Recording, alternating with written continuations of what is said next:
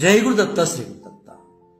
మనం పాసురంలోకి అడుగుపెట్టే ముందుగా మన అమ్మ ఆండాళ్ళ తల్లిని అంటే గోదాదేవిని ఒక్కసారి నమస్కరిస్తూ ప్రార్థన చేసి ఆ తర్వాత పాసురంలోకి మనం అందరం కూడా అడుగు పెడదాం. ఎందువల్లంటే మన అమ్మ కృపా కటాక్షాలు మన అందరి మీద ఉండాలి కాబట్టి మన అమ్మని ఒక్కమారు మన అందరం కూడా ప్రార్థన చేద్దాం. నీళాతుంగస్తనగిరితటి సుప్తముద్బోజ్య కృష్ణం పారాజ్యం స్వం శృతిశతశిరస్థిద్ధమజ్జాపయంతి స్వోచ్చిష్టాయాం స్రజనిగళితం యా బలాత్కృత్య భుంక్తే గోదా తస్యై నమయిదమిదం భూయ ఏవాస్తు భూయః. తెలుగులో నీలోన్నతస్తనగిరిచర్యలన్ నిదురించు శ్రీకృష్ణ సింహమును ప్రేమారమేల్కొలిపి ఉపనిషత్ సిద్ధమౌ శేషత్వార్హతను తెలియజెప్పి ఆ ముక్తమాల్యముల ఆతనిని బంధించి భోగించు గోదమ్మ నీకిదే వందనము వందనము పాదాభివందనము. ధనుర్మాస వ్రతం అనేది దివ్యమైన భవ్యమైనటువంటి వ్రతం. ఈ వ్రతాన్ని అందరూ ఆచరించవచ్చు. కులమతాలతో సంబంధం లేదు, వర్ణాలతో సంబంధం లేదు. భగవంతుని పట్ల ప్రేమాభిమానాలు వినయ విధేయతలు ఉన్నట్లయితే ఖచ్చితంగా ఎవరైనా సరే ఈ ధనుర్మాస వ్రతాన్ని ఆచరించవచ్చు. అయితే ఈ భవ్యమైన వ్రతానికి కావాల్సింది మాత్రమే భగవంతునిపై ప్రేమ అనేది మాత్రం కావాలి. ఈ విధంగా మన అమ్మ ఈ ధనుర్మాస వ్రతాన్ని ప్రారంభించి మొదటి పాసురంలో తన తోటి గోపికలను ధనుర్మాస వ్రతానికి రమ్మని అందరినీ కూడా అమ్మ ఆహ్వానిస్తూ ఉంటుంది. నిజానికి వారందరూ కూడా అక్కడ ఉన్నటువంటి గోపికలందరూ కూడా భాగ్యవంతులే. అప్పుడు అమ్మ అంటుంది, మీరు భాగ్యవంతులైనప్పటికీ కూడా మీ ఆనందాలు కావు. భగవంతుణ్ణి భక్తితో ఆరాధిస్తే భగవంతుడు మురిసిపోతాడు. ఆ మురిసిపోయే ఆనందమే మన ఆనందం. ఆయన బాధపడితే అదే మనకి బాధ అని మన ఆనందాలు గాని మన బాధలు గాని కాదు, భగవంతుడి ఆనందమే మన ఆనందం అని అమ్మ చాలా చక్కగా ధనుర్మాస వ్రతానికి వాళ్ళందరినీ సంసిద్ధులు చేస్తూ అమ్మ అందరినీ కూడా ఆహ్వానిస్తూ ఉంటుంది మొదటి పాసురంలో. ఇంకా రెండో పాసురంలో అమ్మ ఆహ్వానం మేరకు కొంతమంది వస్తూ ఉంటారు గోపికలు. వాళ్ళకి అమ్మ రెండో పాసురంలో ధనుర్మాస వ్రతానికి కావలసినటువంటి నియమ నిష్టలన్నీ కూడా నియమ నిబంధనలు ఏవైతే ఉన్నాయో అవన్నీ కూడా అమ్మ తెలియజేస్తుందన్నమాట.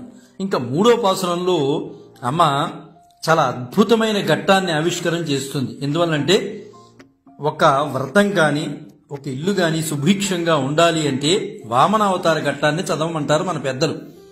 అయితే అమ్మ కూడా ఈ వ్రతములో వామనావతార ఘట్టాన్ని చాలా ఆవిష్కరిస్తోంది చాలా చక్కగా.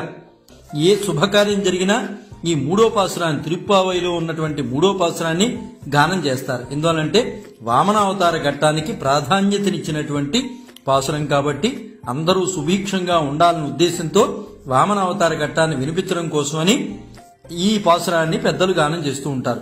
అమ్మ మూడో పాసురంలో చాలా చక్కగా వామనావతార ఘట్టాన్ని ఆవిష్కరించింది. ఇంకా నాలుగో పాసురంలో అమ్మ ఈ ధనుర్మాస వ్రతానికి కావాల్సింది ఏంటంటే మొట్టమొదటి విధి స్నాన విధి. అందరూ స్నానం చేసి ఉండాలి. బాహ్య స్నానము అంతర్స్నానము జరిగి ఉండాలి.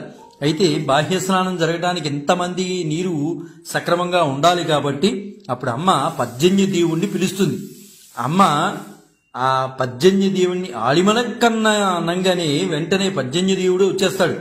వచ్చేసి రాగానే అమ్మ విధి విధానాలు తెలియజేస్తుంది. మీరు మాకు అందరికీ కూడా స్నాన విధి కోసమని నీరు అందించాలి, మీరు ఈ విధంగా వర్షించాలి అని అమ్మ పర్జన్య దేవుడికి అమ్మే సూచనప్రాయంగా అన్ని కూడా చెప్తుంది.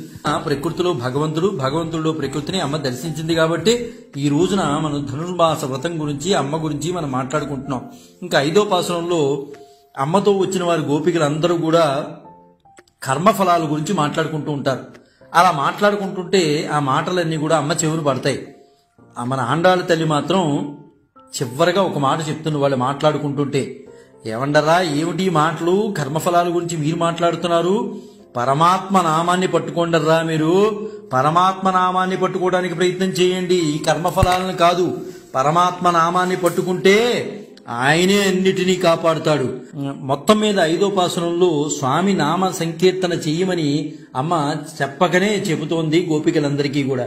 అయితే 1 నుంచి 5 ఉన్నటువంటి పాసురాలన్నింటినీ కూడా మనం ఈ ధనుర్మాస వ్రతానికి ఆహ్వానం కింద మాట్లాడుకుంటే 6వ పాసురం నుంచి శ్రీవ్రతము అంటే ధనుర్మాస వ్రతము మొదలు పెట్టడానికి ఆ రోజుగా మనం మాట్లాడుకోవచ్చు. అంటే 6వ పాసురం నుంచి శ్రీవ్రతం ప్రారంభమవుతుందనే మనం మాట్లాడుకోవాలి. అయితే ఈ శ్రీవ్రతం ప్రారంభం అవటానికి అమ్మ అడుగుతుంది, అందరూ వచ్చేసారా అని అడుగుతుంది. లేదమ్మా, ఇంకో 10 మంది తక్కువగా ఉన్నారు అని గోపబాలికలు చెప్పంగానే, అయ్యయ్యో ఆ 10 మందిని లేపాలి కదా, మనం ఆ వాళ్ళని కూడా తీసుకెళ్ళాలి కదా, మనం ఒక్కడమే కాదు కదా, స్వామి యొక్క ప్రేమతత్వాన్ని పొందడం వాళ్ళు పొందాలి కదా అని అంటుంది. అయితే అమ్మకు తెలుసు వాళ్ళు ఎవరు, వాళ్ళందరూ కూడా ఆచార్యులు ఆళ్వార్లు, వాళ్ళు యోగ నిద్రలో ఉన్నారు, వాళ్ళని లేపమంటోంది. అమ్మతో వచ్చిన గోపికలకు వాళ్ళు ఎవరో తెలియదు, గోపికలే అనుకుంటున్నారు. కానీ అమ్మకు మాత్రం తెలుసు వాళ్ళు ఆళ్వార్లని. అందుకనే అమ్మ చాలా స్పష్టంగా వాళ్ళందరినీ కూడా లేపమని చెప్తోంది.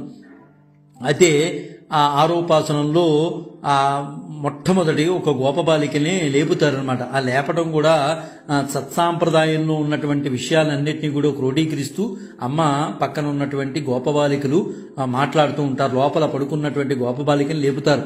ఓ పిల్ల, నీవు కూడా లేచి రా అమ్మా, చక్కగా నిన్ను లేపడానికి మేము వచ్చాం, చక్కగా నువ్వు రా, ధనుర్మాస వ్రతాన్ని ఆరంభిద్దాం మనం అందరం కలిసి అనగానే ఆ లోపల ఉన్నటి గోపబాలిక కూడా లేచి ఆ బృందంతో కలుస్తుంది. అక్కడికి 6వ పాసురం మనం పూర్తి చేసుకున్నాం.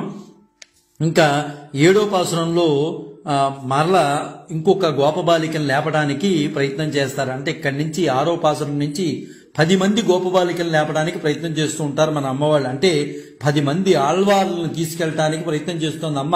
ఇంకా 2వ గోపబాలికని 7వ పాసురంలో లేపుతారు. ఓ తేజశాలిని రా అమ్మా, మాతో పాటు రా అని చెప్పి ఆ 7వ రోజు పాసురంలో గోపబాలికని మన అమ్మ మిగతా గోపికలందరూ కూడా లేపడానికి ప్రయత్నం చేస్తారు.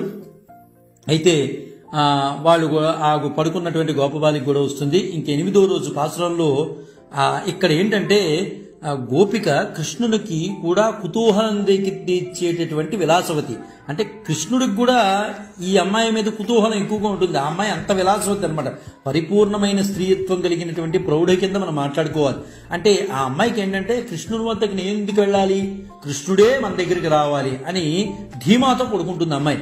అయితే దాన్ని మనం వేరే విధంగా కాకుండా అచంచలమైన విశ్వాసంతో, అంటే పొగరని మాట కాకుండా అచంచలమైన విశ్వాసంతో మనం మాట్లాడుకోవాలి. ఇక్కడ అమ్మ కూడా అదే ఉంటుంది, అచంచలమైన విశ్వాసంతో లోపల పడుకున్నటువంటి యోగ నిద్రలో ఉంది.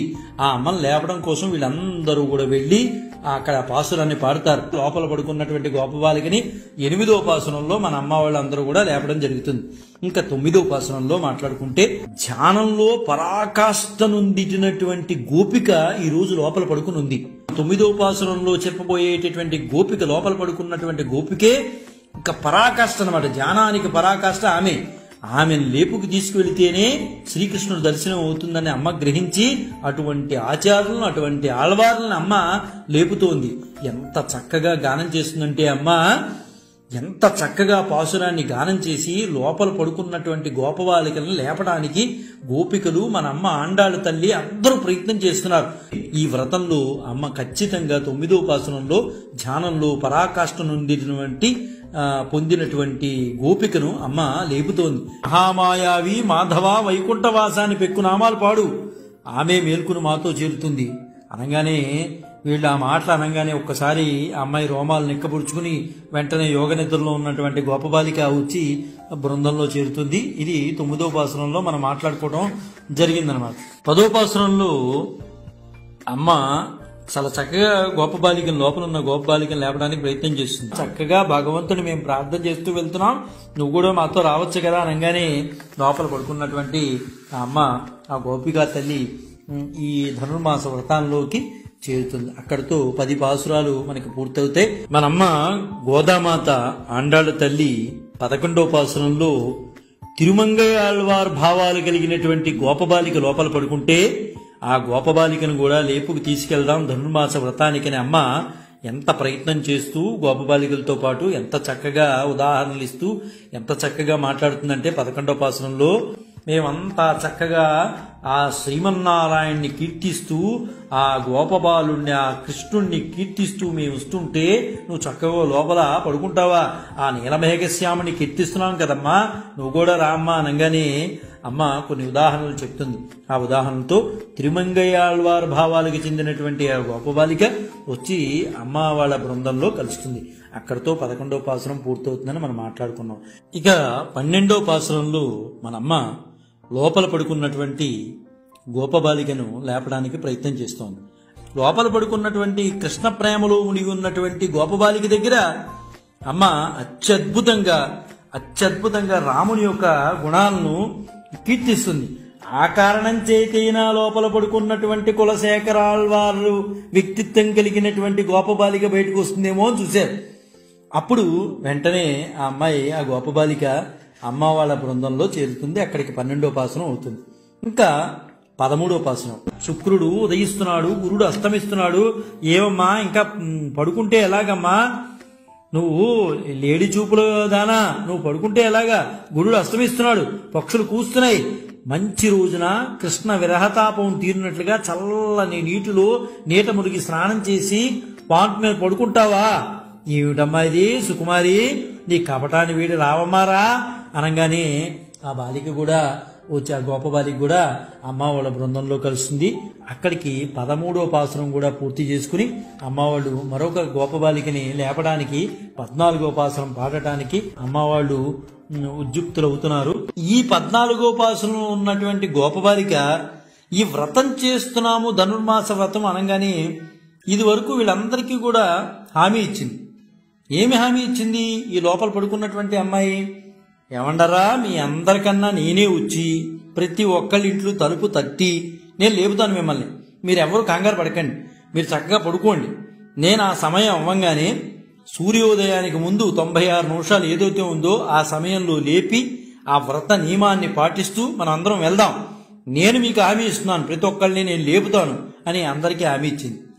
ఆ అమ్మాయి హామీగానే ఉండిపోయింది, కానీ ఆ అమ్మాయి ఎవరింటికి రాలా.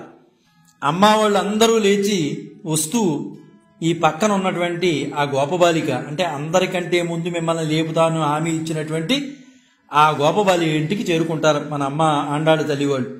అప్పుడు అంటుంది మన అమ్మ, అందరికంటే ముందు నేను మేలుకుంటాను, మిమ్మల్ని అందరినీ లేపుతానని చెప్పి ప్రతిజ్ఞ చేసి నిద్రలో మునిగి తేలుతున్నావా?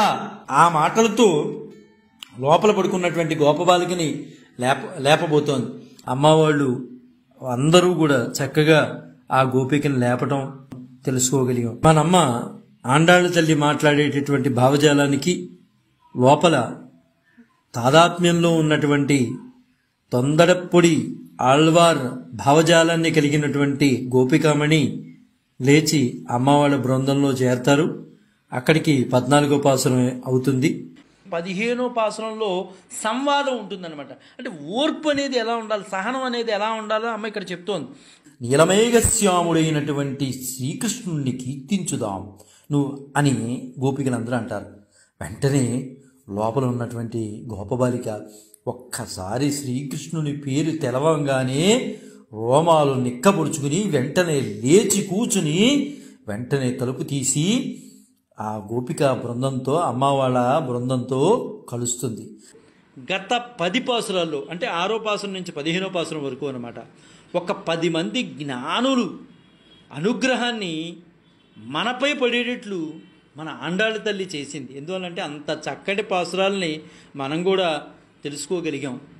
ఆ 10 మంది యొక్క జ్ఞానుల యొక్క అనుగ్రహం మన మీద కూడా కలిగింది. ఈరోజు వారందరినీ ఏం చేస్తుంది అమ్మ? ఈ 10 మందిని లేపింది కదా, జ్ఞానులు కదా వాడు, వాళ్ళే ఆళ్వార్లు. వాళ్ళని అమ్మ ఏం చెప్పిందంటే వాళ్ళని శ్రీకృష్ణుడి దగ్గర తీసుకెళ్తోంది. వాళ్ళతో పాటు మనం కూడా శ్రీకృష్ణ తత్వంతో పాటు వెళ్తున్నాం. ఈరోజు మనందరినీ మనతో కలిపి నందగోప భవనానికి తీసుకెళ్తోంది అమ్మ అనమాట. ఎంత అదృష్టం అండి మనకు కూడా. ఆ నందగోపుడిని మనం ఆచార్యుడు అంటాం.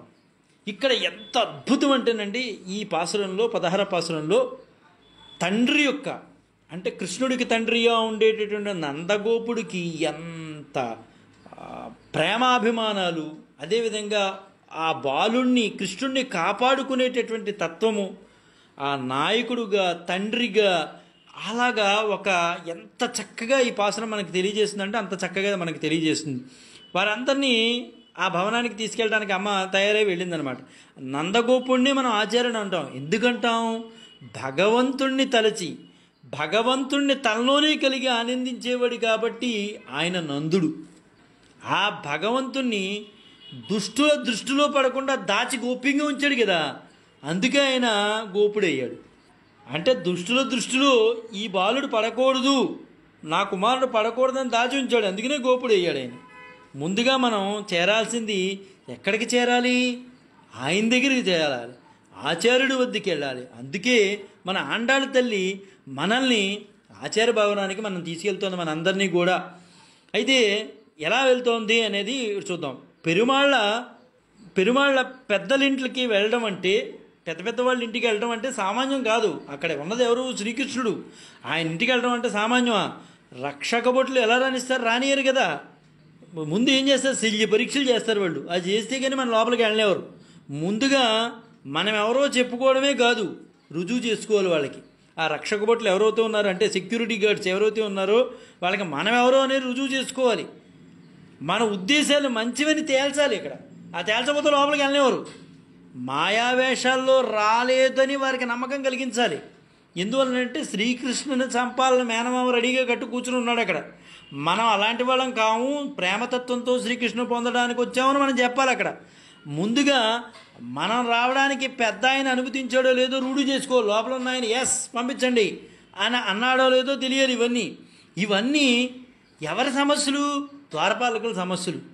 కాబట్టి చూడండి, తిరుమల వెంకటేశ్వర స్వామి దర్శనానికి ఎంత తంటాలు పడాలో గుర్తు తెచ్చుకుంటే, ఇప్పుడు ఈ గోపికలు శ్రీకృష్ణుని తండ్రి భవనానికి చేరుకుని లోపలికి వెళ్ళడానికి అంత ప్రయత్నం చేస్తున్నారు. ఎక్కడికక్కడికి అంత అబ్జర్వేషన్స్, అన్ని పరిశీలనలు అలా ఉందన్నమాట శ్రీకృష్ణుని కలవడానికి అనమాట. ఎంత కష్టాలు పడుతున్నారో గోపికలు. ఇంతవరకు అమ్మ వాళ్ళని లేపుకుంటూ వెళ్ళిపోవడం ఒక ప్రహసనం అయితే, ఇక్కడ వెళ్ళిన తర్వాత శ్రీకృష్ణునికి చేరువుకు వెళ్ళడానికి అంతమంది రక్షక భటులు కాసి ఉన్నారన్నమాట. అంటే ఆ ప్రయత్నం ఎంతో మనకు అర్థమవుతుందన్నమాట. మేము వెంటనే అందులో ఉన్నవాళ్ళు చాలామంది ఉన్నారు, మేము ఆడవారమయ్యా అంటే అక్కడ ఉన్నవాళ్ళు అంటారట, పోతన కూడా ఆడదే కదయ్యా అని అన్నారట. అంటే సెక్యూరిటీ అక్కడ ఉన్నటువంటి రక్షక భటులు అంటున్నారు, అమ్మ మేము చిన్నవారం అయ్యా శ్రీకృష్ణుని దర్శనం చేసుకోవడం వచ్చామయ్యా అంటే, వత్సాసురుడు కూడా చిన్నవాడే కదా, అతను కూడా రాక్షసుడిగా వచ్చాడు కదా శ్రీకృష్ణుడి మీదకి అని వాళ్ళు అంటున్నారు. నేను సాధువులమయ్యా బాబు, మేము సాధువులమయ్యా, లోపలికి పంపవయ్యా అంటే, రావణుడు సీతను ఎత్తుకుపోవడానికి వచ్చిన సాధు వేషంలోనే కదా అంటాడు. ఈ సంఘటన ఉండగా భద్రంగా పెద్దవారిని కాపాడుకోవడం ఎంత కష్టం. ఏదైతే ఆ భవనం ఉందో ఆ భవనానికి ఒక తోరణం, ఒక ధ్వజం కట్టి ఉన్నాయి. ఇదే నందగోప భవనం అని మన వాళ్ళంతా వచ్చారు. నందగోకులం కదా, ఎప్పుడూ ఏదో ఒక అసురుడు వస్తూనే ఉంటాడు, అందుకనే ఇంతమంది కాపలా ఉన్నారు. వీరంతా అక్కడికి రాగానే అక్కడ ద్వారపాలకులు అప్రమత్తమయ్యారు. ఆండాళ్ళు ముందుగా వాళ్ళని ప్రసన్నం చేసుకుంటోంది. మన తల్లి ఏం చేసిందంటే వాళ్ళని ప్రసన్నం చేసుకుంటోంది. అమ్మ యొక్క తెలివితేటలతో అక్కడ ఉన్నటువంటి ఆ రక్షక భటులు ఎవరైతే ఉన్నారో వాళ్ళని ప్రసన్నం చేసుకోవడానికి ప్రయత్నం చేస్తూ పాసురాన్ని పాడుతోంది. నాయగనాయనెండ్ర నందగోపనుడై கோயில் காப்பானை கோடித்தோன்று தோரணம் வாசையல் காப்பானே மணிக்கதவம் தாழ் திறவாய் ஆயர் சிறுமிரோயொக்குமுக்கு அரை பறை மாயன் மன்னிவன் நன்னையில் வாயே நேர்தான் தோயமாய் வந்தோம் துயில் ஏலப்பாடுவான் வாயால் முன்னம் மாற்றாதே அம்மா நீனே செல்லே நிலைக்கெய்தவம் நீக்கு ஏலோரம்பாவாய். నాయకుడైనట్టి నందగోపులవారి ప్రసాద రక్షక ఓహో ద్వారపాలక ఓహో ద్వారపాలక మణిమయ ద్వారము గడియ తీయుమయ్య చిన్ని గోపెమ్మలము శ్రీకృష్ణుని చేరెదము మాయావి కన్నయ్య మాకు పరయిత్తునని నిన్ననే మము కలసి మాట ఇచ్చెను శుద్ధిగా చేరితిమయ్య సుప్రభాతము పాడ మునుముందుగా నీవు కాదనకు స్వామి పొందికగా ఉన్న ఆ తలుపులను తెరువుమయ్యా జగతికే మంగళము కూర్చు మన శ్రీవ్రతము. గోపనుడయ్యి నందగోపుడివి కోయిల్ కాప్ప అనే భవనాన్ని కాపాడేవాడా. ఎంత చక్కగా చెప్తోందంటే నందగోపుడితో చెప్తోందన్నమాట. నందగోపుడైనందుకు మాకు అసలు నీవే మాకు నాయకుడివి. నువ్వు ఇక్కడ ఉన్న మేమందరం నాయకులం కావు, ఇక్కడ ఉన్న నువ్వే నాయకుడివి. చిన్నపిల్లలను చూసి ఆయన కంటితోనే అంగీకారం చెప్పాడు, లోనికి పంపేశాడు. వెంటనే ఈ మాట అనగానే లోనికి పంపించాడు. అక్కడ ఇంకో ద్వారపాలకుడు ఉన్నాడు. అక్కడ కోడికొత్తుండ్రు ఒక గరుడ ధ్వజం ఉంది. దాన్ని గుర్తు చేసుకుని శ్రీకృష్ణుడు ఉండేది ఇక్కడే అని వాళ్ళంతా వచ్చారు. శ్రీకృష్ణుని కలవడానికి అందరూ రాత్రులే వచ్చారు. ఎందుకంటే ఆయన ఉదయం గోవులు కాయడానికి యమునా నదికి వెళ్ళేవాడు కదా, అది అందరికీ తెలుసు. మరి ఆ నందగోకులంలో భవనాలన్నీ ఒకేలాగా ఉండటంతో తన చేరాల్సిన వారు పొరపాటుతో వేరే ఇంటి తలుపులు దాడతారేమో అని భగవంతుడు చేసుకునే ఏర్పాటు అనేది ఇది. ఆయన రాత్రికి వచ్చేవారు ఇంటికి. మరి ఆ రాత్రికి వచ్చినప్పుడు అన్ని ఇళ్ళు ఒకేలాగా ఉండటం వల్ల ఎవరింటికి వెళ్తారో వీళ్ళు అని చెప్పి ఒక ఏర్పాటు చేసుకున్నాడు. ఒక ధ్వజాన్ని పెట్టాడు ఆయన. అదే గరుడ ధ్వజం. ఇది భగవంతుని యొక్క చేష్టలు ఎంత చక్కగా చెప్పారు. తోరల్ వాసల్, మంచి అద్భుతమైన తోరణం చెక్కి ఉన్న ద్వారం ఏర్పాటు చేశాడు నందగోపుడు. ఎందుకంటే శ్రీకృష్ణుని చూద్దామని వచ్చిన వాళ్ళు అద్భుతమైన తోరణాన్ని చూస్తూ శ్రీకృష్ణుడినే మర్చిపోయేటట్లు చేస్తాయట. అద్భుతమైన తోరణం, అంత అద్భుతంగా ఆ ద్వారానికి తోరణం అనేది ఉందన్నమాట. ఇతర వాటి యందు దృష్టి లేకుండా శ్రీకృష్ణుడు యందు మాత్రమే దృష్టి కలిగిన వారు మాత్రమే నేరుగా శ్రీకృష్ణుడి దగ్గరికి వెళ్ళేవారు. మన ఆలయాల్లో ఉండే అద్భుత శిల్పాలు ఏర్పాటు అందుకే. ఒకవేళ మన దృష్టి ఇతరమైన వాటి యందు ఉంటే అక్కడే ఆగిపోతాం. అది దాటి లోపలికున్న పరమాత్మను దర్శనం చేసుకుంటాం. మన గోపురాల మీద ఉండేటటువంటి బొమ్మలు మనలో వికారాలు ఏవైతే ఉన్నాయో ఆ వికారాలు ఉన్నాయనుకోండి, అక్కడే ఆగిపోతాం. ఆ వికారాలను దాటుకు లోపలికి వెళితే పరమాత్మ దర్శనం అనేది అవుతుంది. ఎంత చక్కగా చెప్పారండి ఇందులో. అలాగే శ్రీకృష్ణుడు భవనానికి నందగోపుడు అలాంటి ఏర్పాటు చేయించాడు. అలా అంటే ఆ మోహంతో అలా ఉండిపోతే, అబ్బా ఎంత చక్కగా ఉందండి అని అలా ఉండిపోతే లోపల భగవంతుడి దర్శనాన్ని చేయలేవు. అలా కాకుండా ఇంతకన్నా చక్కడైనటువంటి వాడు లోపల ఉన్నాడు పరమాత్మ అని తెలుసుకోగలిగితే మనం ముందుకెళ్ళగలుగుతాము, దర్శనం చేసుకుంటాము. అలాగే శ్రీకృష్ణుడు భవనానికి కూడా నందగోపుడు అలాంటి ఏర్పాటు చేయించాడు. అలాంటి ద్వారాన్ని కాపాడేవాడా అని నమస్కరించారు. మణిక్కదవం, మణిమాణిక్యాలతో ఉన్న ద్వారం. తాళ్ తాళం తీవయ్యా, ఎందుకు వచ్చారు మీరంతా రాత్రి అని అడిగారు ఆయన. శ్రీకృష్ణుని కలవడానికి వీల్లేదన్నాడేమో అని ఆయర్ సిరిమీర్ ముక్కు, చిన్న గొల్ల పిల్లలం మేమంతా, మరి ఏం కోరి వచ్చారు మీరు అని అడిగాడు. పరై వ్రత పరికరాలు ఇస్తా అన్నాడయ్యండి శ్రీకృష్ణుడు, అందుకే మేము వచ్చాం అని అన్నారన్నమాట. ఓ ఏదో ప్రయోజనం కోరి వచ్చారు కదా, అయితే తెల్లవారిన తర్వాత రమ్మని చెప్పాడు. మా కర్మ ఇలా ఉంది కానీ నన్నేల్వాయన్ నేరుందాన్, నిన్న మమ్మల్ని కలిసి ఇంటికి రమ్మని మా చుట్టూ తిరిగాడు. ఇప్పుడు మేము ఆయన చుట్టూ తిరగాల్సి వస్తుంది. మాయం ఉత్త మాయావి, చెప్పుకోవాలంటే ఆయన మాయుడు. మరి వదిలేద్దామా ఆయన్ని అంటే మణివన్, ఆయన దివ్య కాంతి మమ్మల్ని వదలనివ్వట్లేదండి. నిజంగా చెప్పాలంటే మాయగాడండి బాబు ఆయన. కానీ మణివన్, ఆయన దివ్య కాంతి మమ్మల్ని వదలనివ్వట్లేదు. ఆయన ఏర్పాటు మేము తట్టుకోలేకపోతున్నాం. తూయే మాయా వందం, చాలా పవిత్రులై మేము వచ్చాం. ఇతర ప్రయోజనాల కోసం రాలేదు మేము. ఆయన ఏదో ఇస్తానంటే పుచ్చుకుందామని అనుకున్నాం, కానీ మేము వచ్చింది తుయిలేర్పాడువాన్, ఆయన పవళించి ఉంటే ఎట్లా ఉంటాడో చూసి సుప్రభాతం లేపుదామని.